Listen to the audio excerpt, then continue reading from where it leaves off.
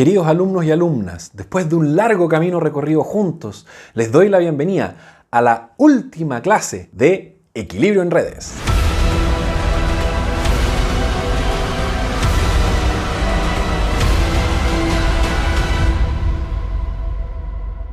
En la clase de hoy vamos a hablar de problemas simultáneos, de problemas combinados de equilibrio de mercado en general. Vamos a ver de qué manera casi todos los elementos y casi todos los tipos de modelos que hemos visto en este semestre pueden ser combinados para modelar situaciones más complejas y más interesantes. Así que sin más preámbulo, comencemos. Capítulo 12, modelos combinados de distribución, partición modal y asignación. En este video de hoy vamos a, en primer lugar, hablar en general de los modelos combinados y después vamos a dar dos ejemplos concretos, pero en forma genérica, de modelos combinados de distribución, partición modal y asignación. Una con asignación wardropiana, determinística común y corriente, y otra con asignación estocástica, basada en un modelo Logit multinomial, como vimos en el capítulo 9 hace un tiempito. Después vamos a revisar un ejemplo concreto de un modelo combinado, distribución, partición, modal y asignación sobre una red, sobre una instancia específica dada. Y finalmente me gustaría cerrar con un resumen de las principales lecciones que a mí me gustaría que ustedes se lleven de este curso y queden con ustedes. Sobre los modelos combinados, hasta el momento, hemos visto que es posible combinar distintos modelos de demanda con el problema de equilibrio de tráfico que estudiamos durante toda la primera mitad del curso. Algunos ejemplos que hemos visto hasta ahora son problemas de asignación y distribución simplemente acotada, problemas de asignación y distribución doblemente acotada, problemas de asignación y partición modal multinomial y problemas de asignación con partición modal jerárquica. Esto sin ni siquiera mencionar algunos problemas combinados o pseudo combinados que hemos visto que no consideran asignación. El método que hemos aplicado hasta ahora para construir estos modelos puede ser extendido para combinar prácticamente cualquier modelo que hemos visto en el curso. Algunos de los elementos que se pueden combinar entonces en estos modelos simultáneos son, en primer lugar, modelos de distribución que pueden ser simple o doblemente acotados. Podemos también combinar modelos de partición modal, que por lo general pueden ser multinomiales o jerárquicos.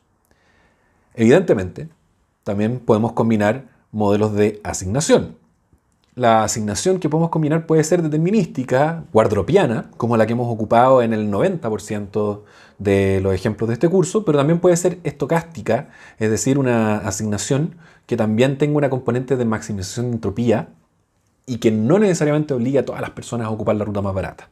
Esto tiene que ver con lo que vimos en su momento del problema de equilibrio estocástico o el problema de Fisk. Además, hay varios otros elementos que nosotros podríamos meter en nuestra mezcla. Existe, por ejemplo, la posibilidad de agregar al modelo una etapa de elección de horario. En ese caso, la elección de horario se trata como una etapa más similar a la distribución o a la partición modal y corresponde en agregarle un piso más al Logit. No representa un desafío mayor en términos conceptuales, sí nos obliga a meterle mucho más índice ya que los modelos queden bastante más grandes, pero conceptualmente es la misma idea. Podemos meterle clases de usuario, lo que sí le agrega un nivel adicional de complejidad, pero que se puede extender directamente de las cosas que hemos visto hasta ahora en el curso. Podemos meter interacciones de distinto tipo entre los costos. En la clase anterior yo les comentaba, por ejemplo, que en una red con tráfico mixto, el costo de ocupar los buses va a depender del flujo de los autos que circulen en la misma vía que este bus. También podemos considerar distintos modelos de comportamiento en transporte público. Recordarán del principio de este curso que el comportamiento de los usuarios en una red de transporte público puede modelarse como minimización de itinerarios, de rutas, de estrategias, y esas distintas formas de modelar el problema también implican distintas redes con distintos arcos y con distintas funciones de costo para modelar cada uno de los casos en particular. Si la asignación es un equilibrio con costos diagonales, el problema de optimización equivalente combina la transformada correspondiente a la asignación, que además puede ser determinística o estocástica. Recuerden que el problema de Fisk tiene un problema equivalente que ya conocemos, con un problema o con un modelo de máxima entropía. Es decir, tomamos dos problemas de optimización y ¡pum!, los combinamos en uno. Si la asignación es un equilibrio con costos no diagonales, en cambio, es necesario obtener funciones de pseudo demanda asociadas a las variables de demanda y construir una desigualdad variacional. Veamos un primer ejemplo. Consideremos un caso donde la distribución es doblemente acotada, donde la partición modal es multinomial y donde la asignación ocurra de acuerdo al primer principio de Warnrop, con funciones de costo diagonales para cada modo. Es decir, tenemos generaciones y atracciones conocidas en una primera etapa, y a partir de ellas queremos obtener las matrices de viajes, es decir, la distribución. Después queremos ver cómo se reparten entre distintos modos cada una de estas demandas por viajes en un par origen-destino, y finalmente queremos ver cómo se asignan a la red. Y cuando digo la red me refiero a cada una de las capas de la red que representa cada uno de los modos. Dibujado como un árbol, el problema que tenemos es el siguiente. En un nivel superior tenemos un total completo de demanda que lo llamamos T y que corresponde a la suma de los viajes originados. También podría ser la suma de los viajes capturados en los distintos nodos de demanda. Es lo mismo. Pero tenemos un total T. Y ese total T en una primera etapa, en la etapa de distribución, lo tenemos que repartir entre los distintos pares origen-destino de nuestra área de estudio, de nuestra región. Cada uno de estos valores TW, es decir, la demanda de cada par origen-destino, después la queremos repartir entre los distintos modos disponibles. En este caso, ocupando un modelo multinomial, más que nada por un tema de espacio y de simplificar la notación. Pero insisto que conceptualmente no es una gran diferencia agregarle más capas al árbol. Después que conocemos entonces la demanda de cada par origen-destino en cada modo, nosotros estaríamos en condiciones de resolver un problema de equilibrio de Warnrop que nos va a dar todos los flujos de cada una de las capas de la red de cada uno de los modos. Y estos flujos, o en particular los costos que estos inducen en cada uno de los arcos, queremos que resulten consistentes con las demandas modeladas en las etapas anteriores.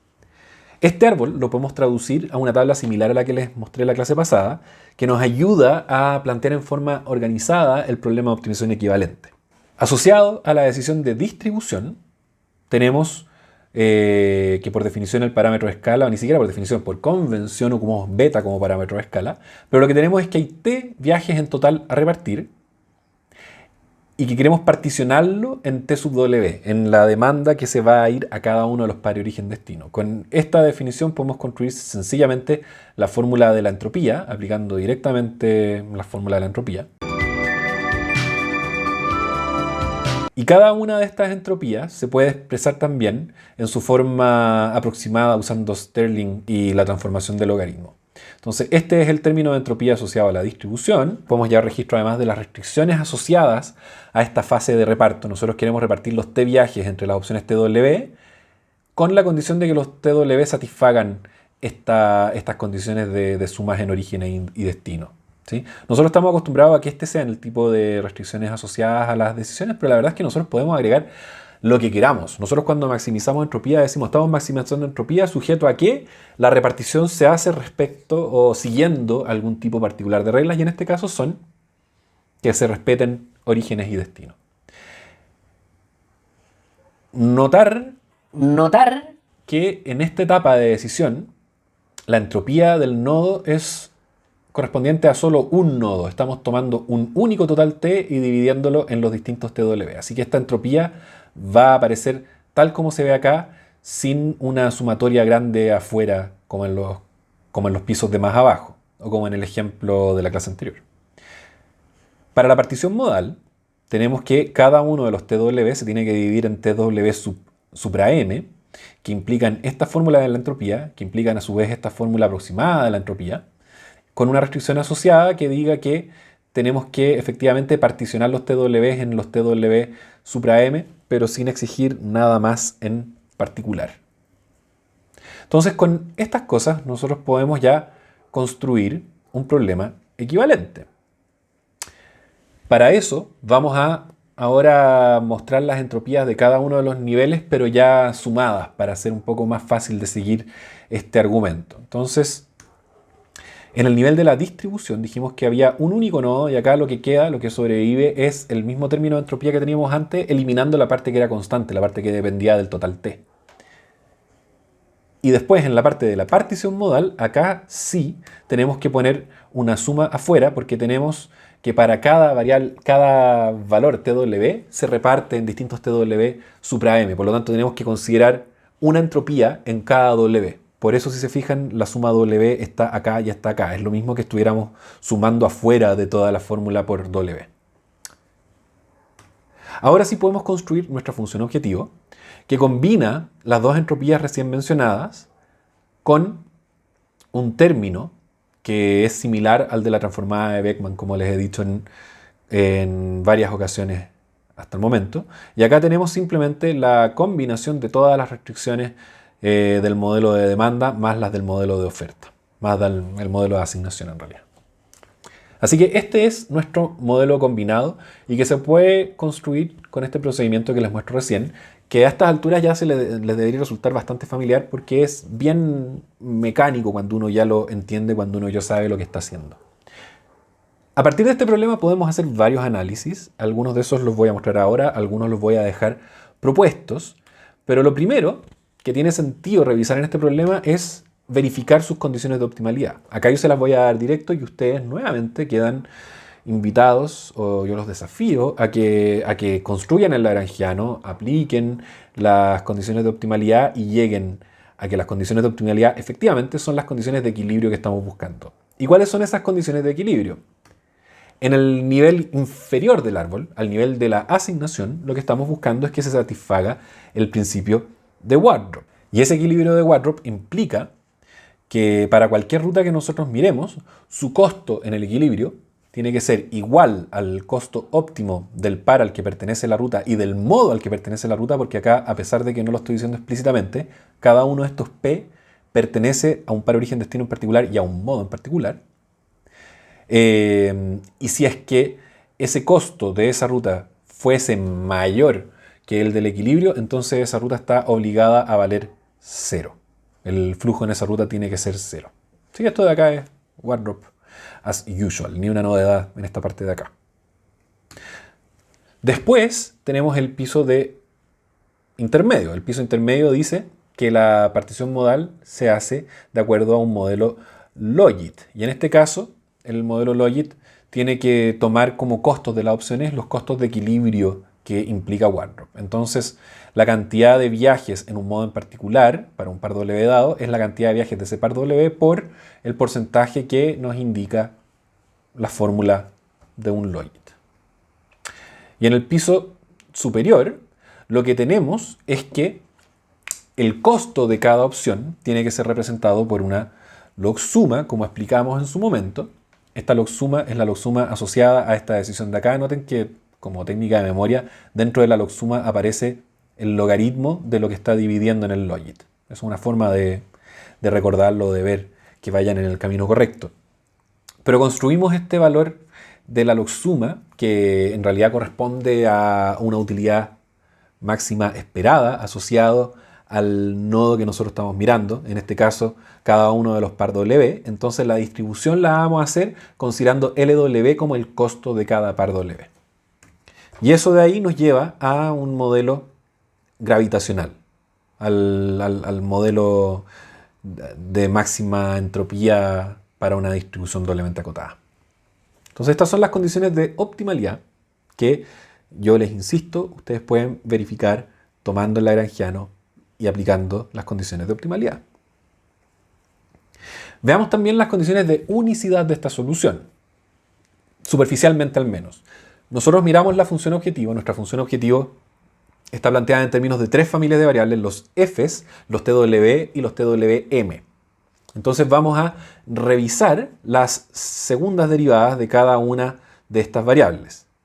La segunda derivada de los f's, nosotros sabemos que, como f no aparece en ninguno de estos términos, nos concentramos en Beckmann, y nosotros sabemos que la primera derivada de Beckmann es el costo, por lo tanto la segunda derivada va a ser la derivada del costo, y por convención, nosotros podemos suponer que las funciones de costo son funciones crecientes, ¿sí? Por lo tanto, en ese lado podemos estar tranquilos con respecto a la unicidad. Con respecto a los TWM, nosotros podemos derivar 2 veces, y acá ustedes quedan invitados, pero tienen que recordar que la primera derivada es un logaritmo y después la derivada del logaritmo te queda 1 partido en algo. Así que por eso tiene esta forma. Y como los t por construcción son positivos, esta cosa nos da positiva. Y de hecho, si ustedes se fijan, y esto se los comenté antes creo, en general nosotros no le pedimos al modelo, no le decimos que los t son positivos, porque la verdad es que por contexto se puede desprender, porque el logaritmo está solo definido para números positivos. Es decir, el dominio de la función logaritmo es los números no negativos. Bien, nos queda el otro. En el otro queda una cosa similar, pero en la que nos aparece esta diferencia de parámetros de escala. Y esa diferencia de parámetros de escala, para que esta cosa nos quede no negativa, tiene que darse esta situación de acá. Tiene que cumplir que beta es menor o igual que lambda. La interpretación práctica de esta situación ustedes la conocen bien de los modelos de demanda y va ligada también al tema de las varianzas de las distintas etapas de decisión, como también les expliqué en la clase de entropía. ¿Qué pasa cuando beta igual lambda entonces? Cuando beta igual lambda, nosotros tenemos que tomar este modelo que está acá y notar que cuando igualamos beta y lambda, este término de acá se cancela con este término de acá.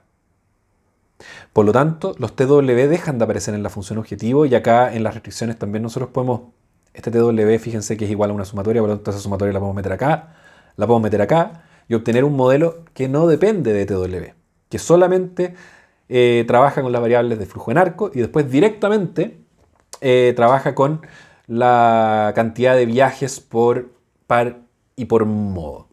¿A qué equivale conceptualmente esto? Esto equivale a tomar el árbol original de decisiones de nuestro modelo y decir que en el fondo no es que la gente elija par origen destino y después elija el modo, sino que podemos decir, mira, en verdad lo que la gente elige es simultáneamente el modo y el par origen destino. Es como que pusiera todas las combinaciones de par modo en una fila grande y de esa lista eligieran cuál es la que más le conviene. Eso es un proceso de decisión simplificado y que en algunos casos es válido. Eso va a ocurrir cuando las varianzas asociadas o cuando los parámetros de escala asociados a cada una de las etapas de decisión sean cercanos, sean suficientemente cercanos.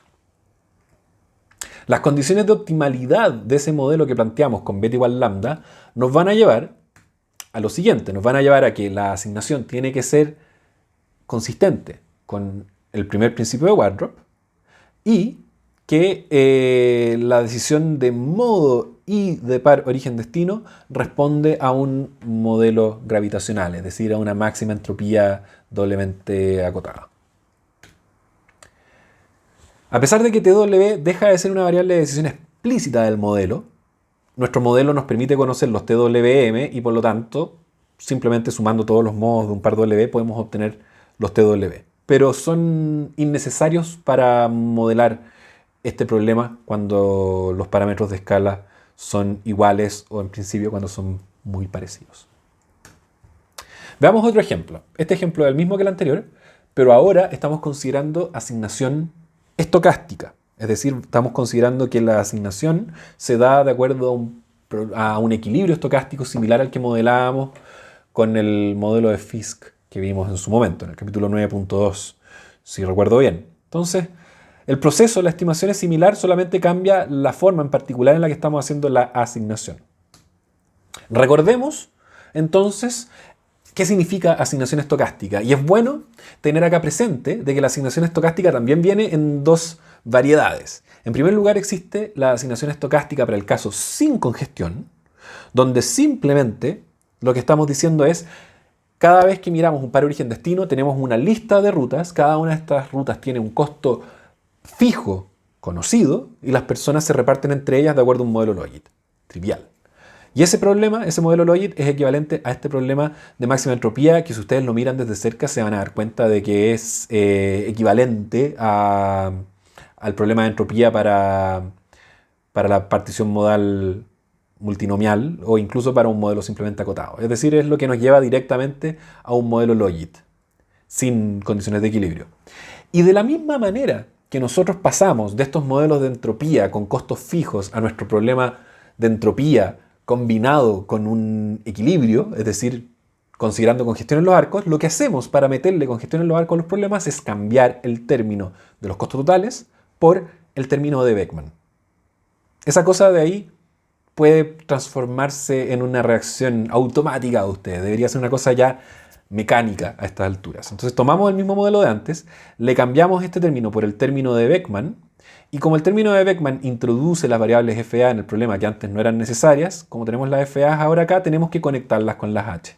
Pero no le estamos, en verdad, agregando más decisión al problema. Simplemente necesitamos las FA para poder evaluar los costos en los arcos.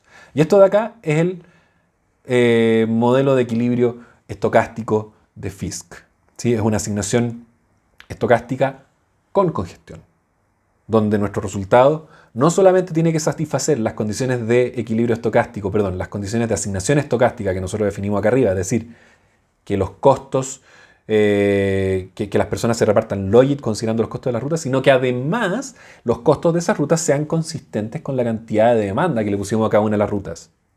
Si ustedes pueden ver, de hecho estos dos modelos de acá son una súper buena ilustración de lo que estamos haciendo en los últimos capítulos. Esto era, podíamos entenderlo como un adelanto de lo que íbamos a hacer cuando lo vimos en su momento.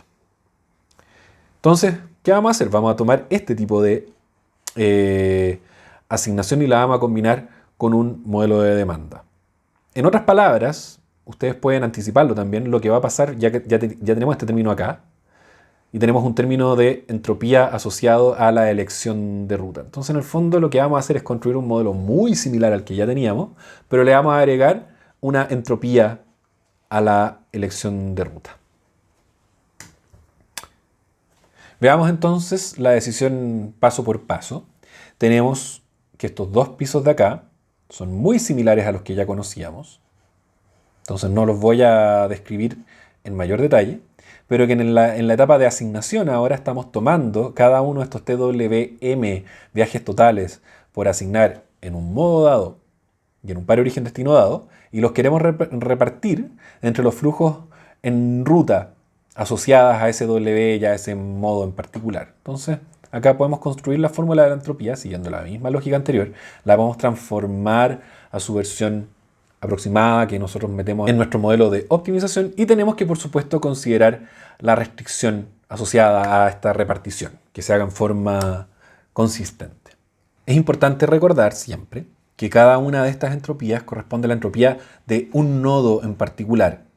Y cada uno de estos nodos está asociado a una de estas variables que nosotros estamos repartiendo entre estas opciones de acá. Entonces, si nosotros queremos saber qué suma tenemos que ponerle a cada uno de estos términos, en realidad basta con mirar esto de acá, que es lo que estamos repartiendo. En este caso tenemos que sumar para todos los W y para todos los M, esto que está acá también. El modelo combinado entonces queda como se muestra acá. Tenemos cada uno de los tres pisos de entropía que definimos recién, sumados para lo que corresponde en cada caso, ¿sí? En el piso de arriba no había que sumar nada en particular porque teníamos un puro total inicial a repartir. Y acá tenemos el término de toda la vida. De hecho, acá aparece sumado en forma sencilla. Simplemente decimos estamos sumando todos los arcos. No nos complicamos la vida. Y esto está sujeto a las mismas restricciones que el caso anterior, en verdad.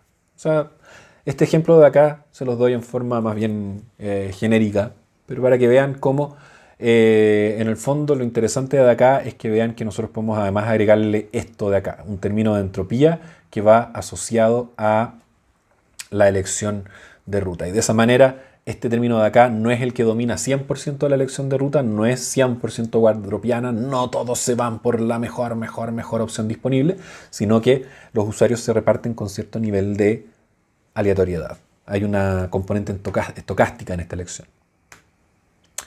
En este caso, la regla de consistencia para que este modelo tenga solución única es que el beta tiene que ser menor o igual que el lambda, tiene que ser menor o igual que el gamma, y ustedes pueden estudiar si quieren los casos de cómo colapsa este árbol cuando algunas de estas cosas se hacen iguales entre sí.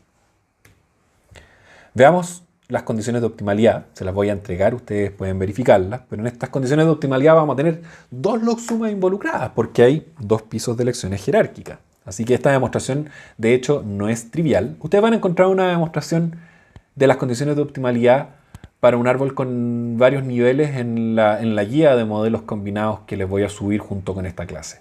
Es bien importante que esa guía la lean con calma porque ahí doy ejemplos sofisticados de modelos combinados que ustedes pueden construir. Bueno, las condiciones de optimalidad son las siguientes. En primer lugar, vamos a exigir la condición de asignación estocástica, es decir, que el flujo de cada ruta corresponda a una parte, a un porcentaje del total de viajes a asignar en esa ruta, en ese modo, multiplicado por el porcentaje predicho por el modelo Logit. Y este modelo Logit depende de los costos finales de las opciones de cada una de las rutas, porque estamos en el piso de más abajo. Ahora nosotros queremos subir un piso, por lo tanto, queremos modelar la partición modal, pero el costo que se ocupa para representar la opción de tomar un modo en un par origen-destino tiene que ser una utilidad máxima esperada. Y esa utilidad máxima esperada la representamos como esta B corta, es una logsuma, y en esa logsuma fíjense que aparece esta suma que está acá. ¿Sí? Una forma de chequear esa consistencia. Con estas B cortas entonces ahora podemos hacer un logit para modelar la elección de modo, que como se muestra acá.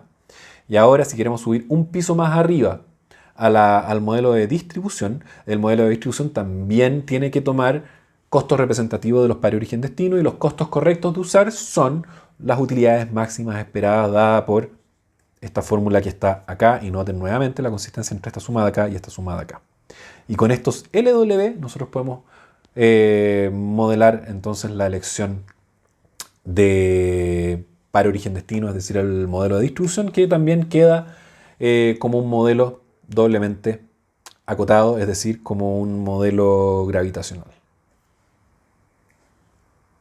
Veamos ahora un último ejemplo en esta clase, donde vamos a estudiar un modelo combinado de distribución simplemente acotada, de partición modal multinomial y de asignación, pero aplicado sobre una instancia concreta. Y esta instancia concreta proviene de una prueba que yo tomé en un curso de equilibrio. En algo que sea y porque este problema porque consiste en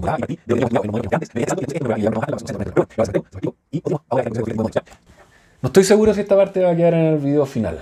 Lo más probable es que no, pero si queda, no va a quedar. Veamos ahora entonces un ejemplo aplicado sobre una red concreta. Veamos ahora un ejemplo aplicado sobre una red concreta. En este ejemplo vamos a considerar distribución simplemente acotada, vamos a considerar una partición modal multinomial y vamos a considerar que los usuarios escogen su ruta de acuerdo a un equilibrio de Wardrop. La red sobre la que vamos a trabajar es la que se muestra aquí.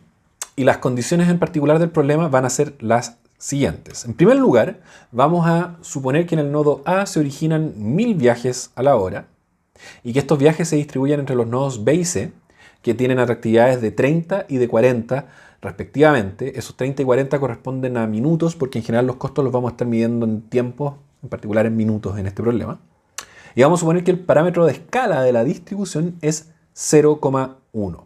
Entonces registremos esos datos inmediatamente en la figura. Tenemos la generación, las atractividades y el parámetro de escala de la distribución.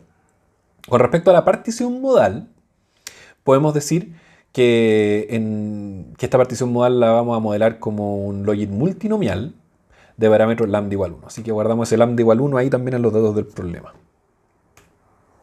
Los usuarios se van a asignar a las rutas disponibles en cada modo de acuerdo a las condiciones de equilibrio dadas por el primer principio de Wardrop.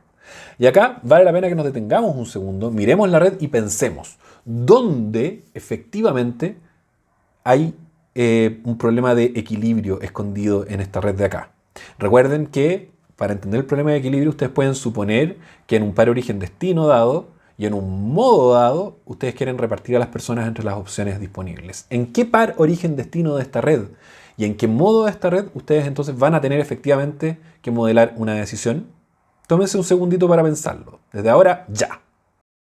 A los que lograron encontrarlo, felicidades. Y a los que no, acá les voy a dar la respuesta. El único lugar donde los usuarios podrían estar eligiendo ruta es entre el nodo A y B y en el modo auto.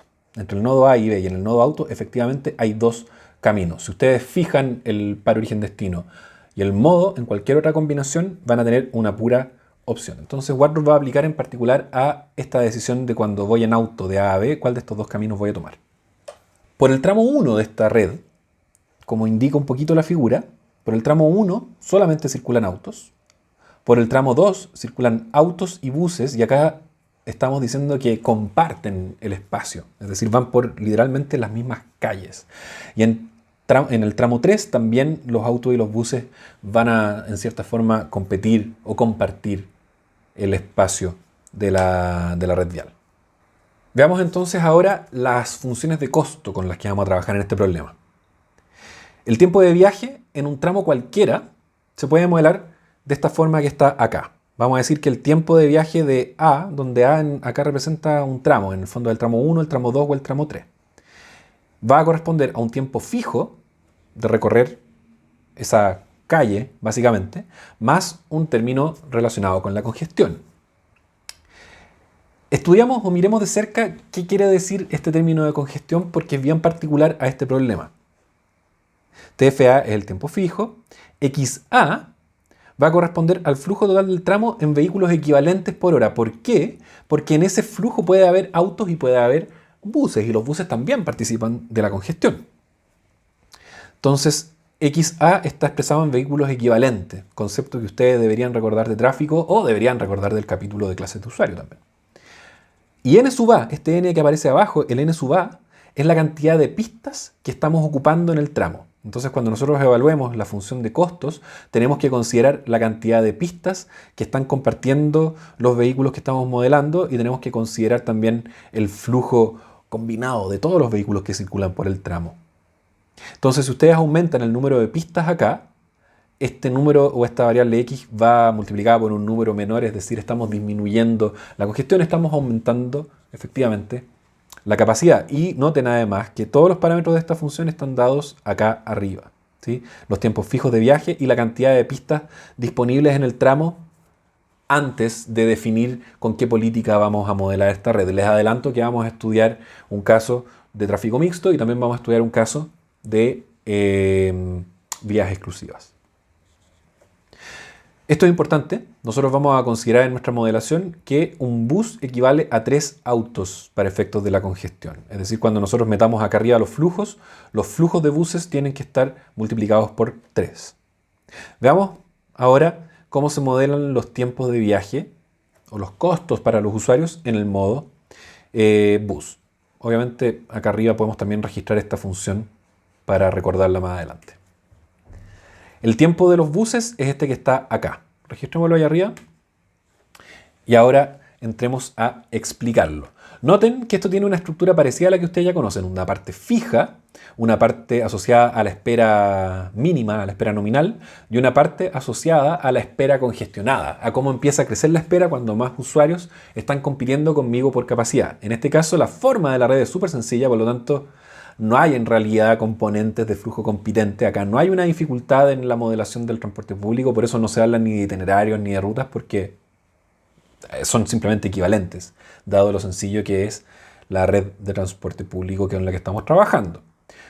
Entonces, miremos cada uno de los términos. Noten que este TAL está definido como el tiempo fijo de viaje, pero no es en realidad completamente fijo, porque está definido como el tiempo de viaje en el tramo A sub L por el que transita la línea L. ¿Qué quiere decir esto? Que si nosotros miramos este tramo de acá, tenemos que considerar acá dos posibilidades: que los buses estén compartiendo capacidad con los vehículos, por lo tanto este tiempo de acá va a corresponder al tiempo de viaje con la congestión que impliquen los autos que se metan en la misma pista que el bus. O si el bus va por una vía exclusiva, igual este tiempo fijo de viaje de acá va a corresponder a esta parte fija, pero también hay una componente de congestión que inducen los mismos buses. Si nosotros consideramos una vía exclusiva, pero le metemos una frecuencia de buses muy alta, los buses se van a empezar a estorbar también. Y vamos a suponer acá, porque no hemos dado más información, que responden a esta misma fórmula de acá.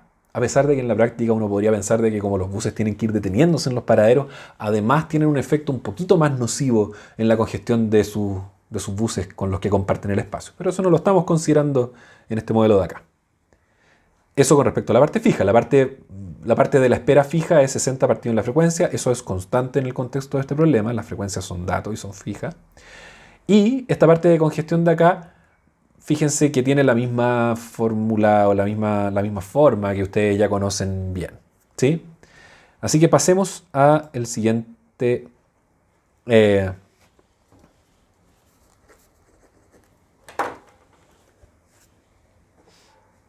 Así que pasemos a ver las preguntas y los pasos del desarrollo de este modelo que vamos a construir.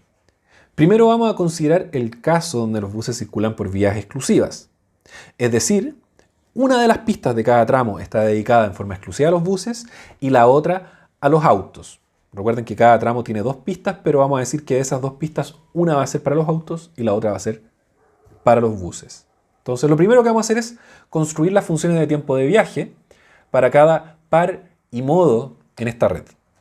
Lo primero que necesitamos hacer entonces es definir nuestras variables de flujo, que van a ser x1, x2 y x3 para los flujos de auto en los tramos 1, 2 y 3. Vamos a llamarla VL01 y VL02 para representar los flujos de pasajeros que ocupan la línea 01 y los pasajeros que ocupan la línea 02. Dada la simplicidad de nuestra red, no necesitamos especificar secciones ni segmentos de ruta ni itinerarios. Solamente decimos VL01, VL02.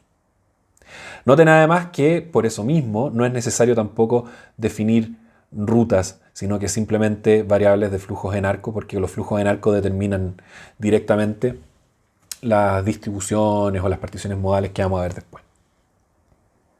Entonces ahora con estas variables podemos definir las funciones de costo, que son tomar estas cosas de acá arriba y meterle los datos que estamos poniendo en esta tabla. Por ejemplo, para el auto, en el arco 1, tenemos que considerar un tiempo fijo que está dado por 50.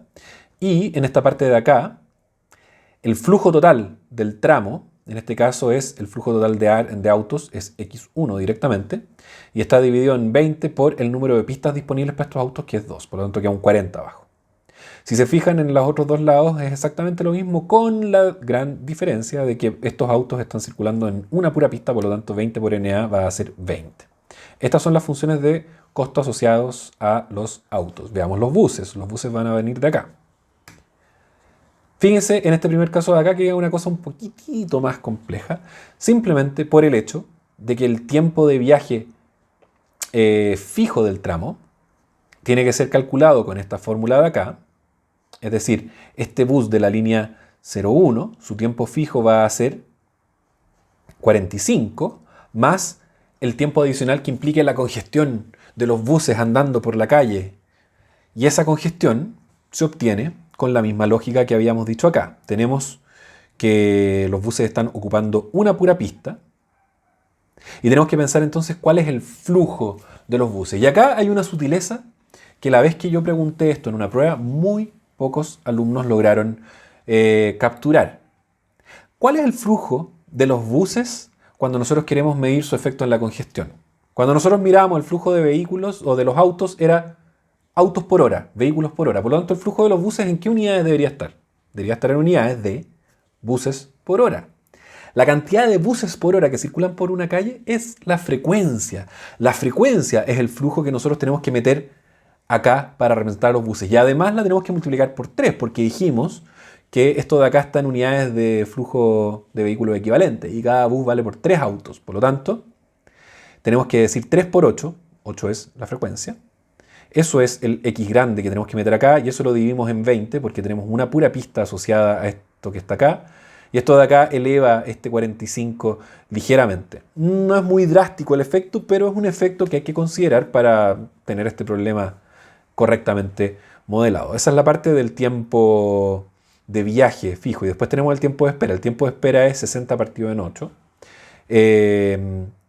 Más la parte de congestión de la espera, donde simplemente reemplazamos la frecuencia, la capacidad de un bus, ese 8 que es el parámetro que le metí, el famoso beta, que acá también tenemos otro beta, así que preferí meterle directamente un número. Y V sub L, que es el flujo competente, pero en este caso VL01 es el único flujo que podría competir por la capacidad de esta línea 01. Entonces queda así. Reordenando, sumando las cosas que se pueden sumar, queda esto. Y con el L02 queda una cosa con una forma muy parecida. Estas funciones entonces pongámosla acá arriba. Ya no necesitamos los dos de esta tabla. En realidad los necesitamos para construir las funciones de costo, así que pongamos ahí las funciones de costo. Pregunta B. Plantee en forma matemática las condiciones de equilibrio de mercado para el problema descrito. Y esto de acá apareció en una prueba, es un problema tipo plantee. Yo cuando digo plantee, cuando digo formule, quiero decir plantee y quiero decir formule. No quiero decir resuelva, no quiero decir itere, no quiero decir eso. Entonces acá hay que plantear las condiciones de equilibrio. ¿Y por qué es bueno hacer esto? Porque es importante saber qué es lo que queremos que nuestro problema de optimización equivalente modele. Esto de acá van a ser las condiciones de primer orden que nosotros le queremos pedir a nuestro problema de optimización. Entonces, ¿cuáles son las condiciones de equilibrio de este problema? Este es un problema en 3 niveles. Queremos que cumpla Wardrop, queremos que cumpla las condiciones de equilibrio de la distribución y las condiciones de equilibrio de la partición modal. Partamos por incluir las condiciones de factibilidad del flujo, que van a estar impuestas directamente por las restricciones del problema equivalente. Las condiciones de un flujo factible son las siguientes. Las condiciones de un flujo factible van a ser que todas las variables de flujo en arco sean no negativas, evidentemente. Acá están las condiciones que indican la demanda en un par origen-destino y en un modo. Estoy ocupando la A para el auto y la B para el bus, naturalmente. Y estamos diciendo que la cantidad de viajes en el modo auto en el par AB es x1 más x2 y que cada una de las otras va a tener una correspondencia directa con uno de los flujos en arco, ¿sí? Acá, normalmente cuando yo pongo esto, además en una prueba, muchos alumnos, como estas cosas son 1 a 1, ocupan estas variables hasta el final, pero es bueno por un poco de sanidad, por la higiene del modelo, para que la cosa sea entendible y ustedes se equivoquen menos, definir las variables en cada uno de los pisos independientes de que ustedes las puedan omitir. Si nosotros fuéramos acá talibanes con las reglas, deberíamos además definir una correspondencia entre flujo en arco y flujo en ruta, pero acá sí que no vale la pena hacer eso porque los arcos y las rutas son lo mismo en una red así de pequeña como la que estamos mirando. Pero bueno, acá están las condiciones que definen los flujos por par, origen, destino y modo. Si nosotros sumamos la demanda de cada par, origen, destino en cada modo, si sumamos todos los modos, nos va a dar la demanda del par, origen, destino. Y además la suma de las demandas de cada par, origen, destino, que tiene que ser 1000, que es nuestra generación. Entonces acá simplemente define la factibilidad de los flujos y de las demandas que nosotros estamos modelando. Ahora vamos a pasar a las condiciones de equilibrio propiamente tal. Veamos primero las condiciones de Wardrop.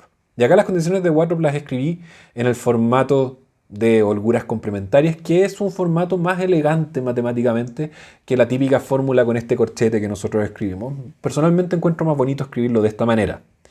Noten, como les anticipaba hace un rato, que el único lugar donde verdaderamente hay un costo o un proceso de equilibrio de Wardrop asociado a la elección es en el par AB para los arcos 1 y 2. Y estas dos condiciones de acá representan eso de ahí. Noten que estas dos ecuaciones de acá arriba dicen, primero para el arco 1, dice que el flujo asignado a esta ruta de acá, si es que no es cero, si esto es positivo, estamos obligando a que esto sea cero. Estamos obligando a que el costo de esa ruta sea igual al costo óptimo del par y del modo.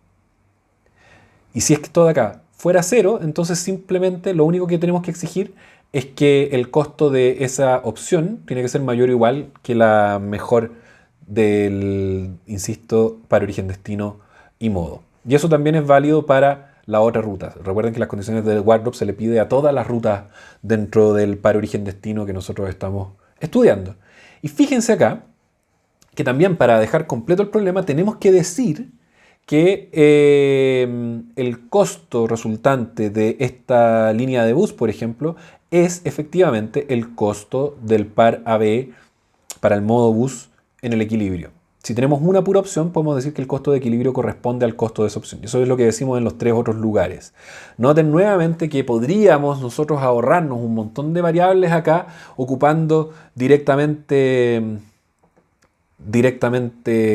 esto en las etapas superiores, pero por higiene, por orden, conviene definir todas las variables en todos los pisos para que el modelo quede más legible y para evitarse algunas confusiones que podrían surgir si no. El piso uno más arriba de Wartrop en este caso es la partición modal, y la partición modal podemos modelarla directamente como estos modelos, usando modelos Logit. Acá yo marco estos dos de acá como ecuaciones que podríamos haber omitido. ¿Por qué? Porque son implicadas por el total de los viajes. Si ustedes suman esta con esta, les va a dar simplemente que el TAB de auto más el TAB de bus tiene que ser igual a TAB. Pero la escribo acá y nuevamente por mostrar la película completa. Alguien podría preguntar acá por qué no estamos ocupando loxomas. Bueno, porque en el piso de abajo están los costos de equilibrio directamente. En el piso de más abajo no hay una loxoma involucrada, pero ahora cuando pasemos a un piso más arriba sí vamos a tener que ocupar una loxoma. Cuando miremos la distribución, tenemos que la distribución en cada uno de estos pisos tiene que darse de acuerdo a un modelo Logit. Ojo, considerando las atractividades. Recuerden este truco que yo les contaba en alguna clase, un par de clases atrás, de que cuando hay atractividades ustedes pueden imaginarse de que esta atractividad es como que me devolvieran plata cuando yo llego a mi destino. Es decir, se la puedo restar directamente al costo de esa opción. ¿Y cuál es el costo de esa opción? Loxuma, utilidad máxima esperada. Y acá están expresadas las loxumas relevantes. Esta de acá está marcada con asterisco porque igual que en el caso anterior ustedes podrían omitir esta porque es implicada por las restricciones de factibilidad de los flujos. Pero igual la ponemos ahí para dar una visión completa. Parte C. Planteo un problema de optimización específico a esta red cuya solución permita determinar el equilibrio de mercado de la red. Ustedes pueden notar que todas nuestras funciones de acá son diagonales, por lo tanto deberíamos estar en condiciones de plantear un problema de equilibrio equivalente, un problema de optimización. Y ese problema de optimización es el que se entrega acá. Las condiciones de flujo factible ya las habíamos escrito un poco antes, así que simplemente necesitamos escribir tan solo la función objetivo. ¿Y cuál es la función objetivo? En esta línea de acá arriba pueden notar que tenemos las integrales de cada uno de los costos, tal como aparecería en la transformada de Beckman. Tenemos este 50 más x1 partido en 40, es esto que está acá, y así. Ese piso es fácil. El piso de más abajo también es trivial. El piso de más abajo corresponde simplemente a las entropías asociadas al modelo de partición modal. Pero este piso que está acá al medio tiene una particularidad porque tenemos estas dos entropías, pero también aparecen acá restadas las atractividades. Y esto es un error súper fácil de cometer. Pero para que vean de dónde vienen, basta con recordar el modelo que nosotros ya habíamos estudiado cuando estudiamos los problemas equivalentes a la distribución simplemente acotada. Y en esos problemas, en nuestra función objetivo, siempre nos aparecía acá restado la atractividad. Veamos la última pregunta de esta primera parte. Considere una solución inicial donde los 1000 viajes se reparten en forma homogénea entre las 5 alternativas par modo. Es decir, los 1000 viajes se reparten 200, 200, 200, 200, 200 entre estas 5 variables. ¿Satisface esta solución las condiciones de equilibrio de tráfico y las condiciones de equilibrio de partición modal y de distribución? Considere los tiempos de viaje hasta el primer decimal. Obviamente cuando estamos metiendo logaritmos en esta cosa, si nosotros miramos muchos decimales, el equilibrio nunca va a ser verdadero. Así que tenemos que truncarlos en algún lugar para que esto tenga sentido. Entonces primero revisamos el equilibrio de tráfico. Y el único lugar donde no podría darse un equilibrio de tráfico, donde podría violarse esta condición, es en estos dos arcos 1 y 2 de los autos. Entonces tenemos que comparar sus dos costos. Dado que x1 es positivo, es 200, y x2 es 200, los dos costos deben ser igual. Metemos un 200 acá, metemos un 200 acá y llegamos a, coincidencia, ambos costos son 55. Por lo tanto, en términos de equilibrio de tráfico, esta solución es consistente. Representa un equilibrio de tráfico. Ahora vamos a revisar si esta solución es un equilibrio para los modelos de demanda. Revisemos la partición modal. En la partición modal tenemos que, ocupando estas funciones de costo de acá, calcular los costos de cada para origen, destino y modo. Vimos recién que el costo de equilibrio del auto en el para B era 55. El costo del bus en el para B va a ser 55,7 y va a provenir de reemplazar 200 acá. De hecho, 200 dividido en 100 es 2. 53,7 más 2, 55,7. De hecho, eso no sé por qué le puse un aproximado. Es exactamente eso. En el auto acá tenemos que mirar la función 3, es 60 más 200 dividido en 20, por lo tanto 70. Y en esta última opción de acá, asociada a L02, a la línea 02, tenemos que meter acá un 200 y eso de ahí va a darnos aproximadamente 70. Y eso de ahí tiene que ser consistente con estas demandas de cada uno de los pares y modos. Noten que este de acá es 400 porque dijimos que x1 y x2 valían 200 cada uno, así que este de acá nos va a dar 400, la suma de estas dos opciones. Nosotros metemos estos números en nuestro modelo Logit y nos da, nuestro modelo de partición modal predice correctamente que en el par AB los 600 viajes disponibles se reparten 400 para el auto y 200 para el bus, que es lo que estamos chequeando acá. Y en nuestro par AC, nuestro modelo también predice correctamente que la repartición se hace 200-200 en forma pareja, cosa que nosotros podíamos anticipar al ver que los costos de ambas opciones eran prácticamente iguales. Veamos entonces ahora la etapa de distribución. Lo primero que tenemos que hacer es calcular las log sumas. Noten que nuevamente aparecen acá las sumas que aparecían en las divisiones de los modelos Logit anteriores. Y nos da que las utilidades máximas esperadas que representan el costo de viajar de A a B y el costo de viajar de A a C, con estos numeritos que están acá. Y esas log sumas las podemos ocupar en el modelo de distribución. Ojo con incorporar las atractividades en estas fórmulas. Las atractividades, insisto, se le pueden restar al costo. Es como que me pagaran una vez que llegué a este nodo. Y nos da que el modelo entonces predice que en el par AB, de los 1000 viajes, 615 van a preferir el par AB. Pero si nosotros miramos cuántos viajes estamos enviando por AB según esta solución, son solamente 600 y eso sí es considerablemente distinto que 615. Estamos cerquita del equilibrio, pero no es un equilibrio. Por lo tanto, nuestra solución no satisface las condiciones de equilibrio por el lado de la distribución. La parte final de esta pregunta consistía en considerar ahora un modelo donde no existen vías exclusivas.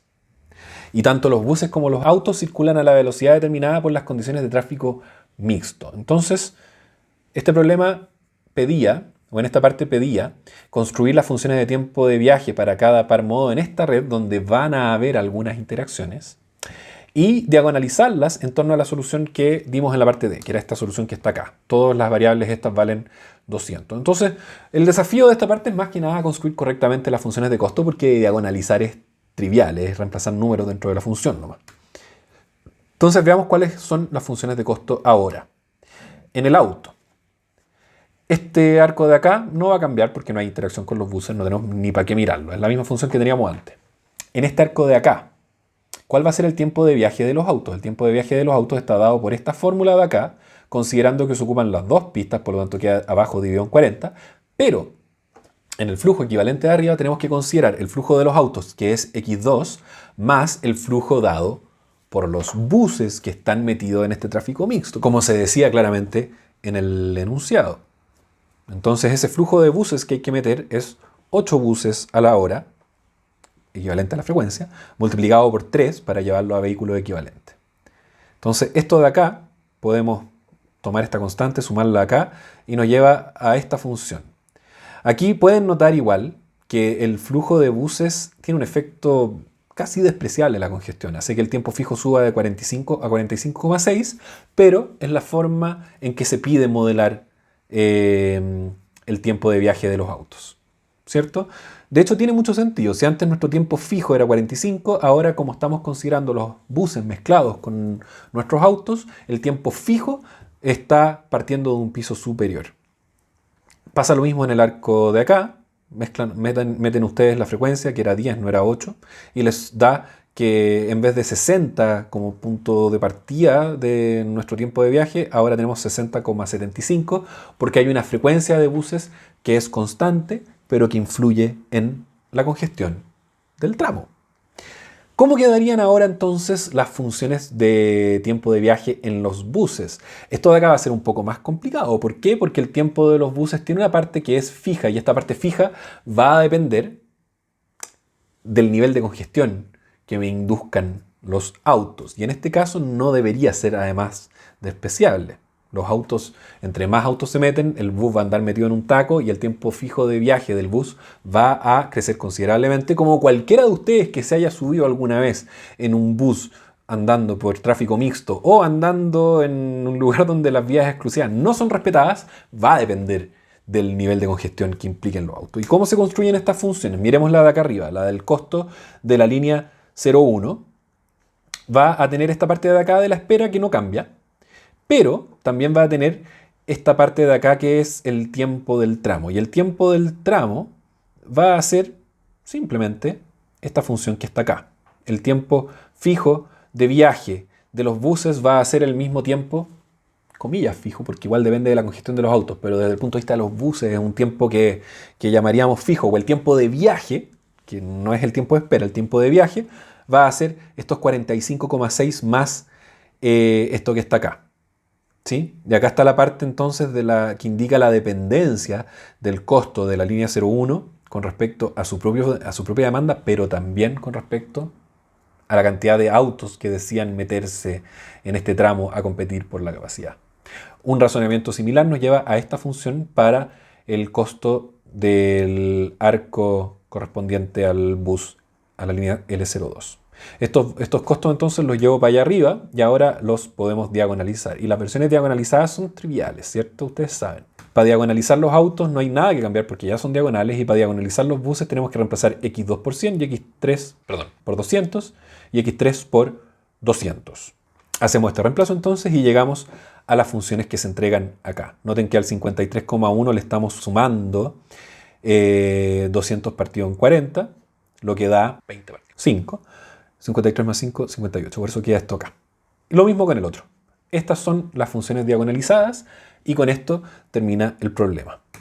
Y con esto también terminamos esta parte de la clase de hoy y me gustaría ahora entregarles una especie de resumen, de recapitulación de las principales ideas que me gustaría que ustedes se llevaran de este curso de equilibrio. ¿Qué aprendimos entonces este semestre? Primero, con respecto al equilibrio de tráfico.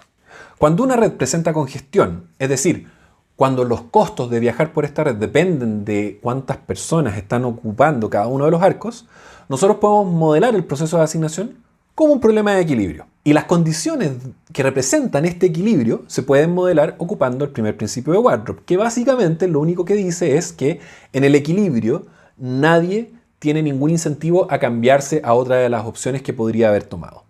¿Cómo encontramos entonces este equilibrio? Para encontrar un equilibrio, nosotros podemos modelar matemáticamente las condiciones de equilibrio de Wardrop como una desigualdad variacional. En su momento nosotros probamos que Wardrop era Smith y Smith es lo mismo que la desigualdad variacional. En instancias con costos simétricos, la desigualdad variacional es equivalente a un problema de optimización. Y este problema de optimización, que es convexo, se puede resolver razonablemente rápido ocupando el método de Frank-Wolf. Cuando los costos eran asimétricos, todavía podíamos hacer algún avance aplicando el método de diagonalización, que implica transformar el problema en un problema diagonal aproximadamente parecido al original, que se puede resolver con Frank-Wolf y entramos en una iteración hasta llegar a algún nivel deseado de convergencia. Tercero, modelando la demanda. La demanda de transporte, es decir, los problemas de distribución de viajes y de partición modal y eventualmente elección de horario y algunas otras cosas más que podríamos meter, se pueden modelar como un problema de maximización de entropía. Y este problema de maximización de entropía, como su nombre lo indica, corresponde a un problema de optimización, que también puede ser planteado en formato de desigualdad variacional. Cuarto y final, equilibrio de mercado. Si contamos con un problema de optimización equivalente para el problema de equilibrio de tráfico y con otro problema equivalente para la parte de la demanda, entonces podemos combinar estos dos problemas de optimización para obtener una modelación que nos lleve a una solución simultánea de los problemas, que como ustedes recordarán, era el gran desafío, era lo que no sabíamos hacer al principio del curso, porque si aplicábamos el método intuitivo secuencial, llegábamos a una cosa que nos obligaba a iterar, pero que no tenía ninguna garantía de convergencia. Si no contamos con estos dos problemas equivalentes, por ejemplo, porque nuestras funciones de costo no fueran diagonales o no fueran simétricas en realidad, nosotros todavía podemos combinar estas desigualdades variacionales y aplicar diagonalización para resolver el problema. Con esto entonces, con estos 4 pasos, nosotros resumimos toda la idea del curso. Nosotros podemos enfrentarnos a distintos tipos de problemas de equilibrio que tengan demanda fija o demanda variable, que tengan clases de usuario, que tengan transporte público, que tengan lo que queramos. Pero siguiendo esta idea, podemos plantear un problema equivalente, que puede corresponder a un problema de optimización que se resuelve con los métodos que nosotros vimos, o que puede corresponder a una desigualdad variacional que igual algo podemos hacer con ella aplicando diagonalización. Con esto entonces terminamos la clase de hoy y terminamos por fin el curso de equilibrio. Espero que hayan aprendido, que hayan en cierta medida disfrutado la forma en que les estoy presentando a ustedes los contenidos y espero que se lleven algo con ustedes de este semestre. Me despido con un muy fuerte abrazo y espero volver a verlos, ojalá presencialmente, en algún momento de nuevo en la universidad. ¡Hasta la próxima!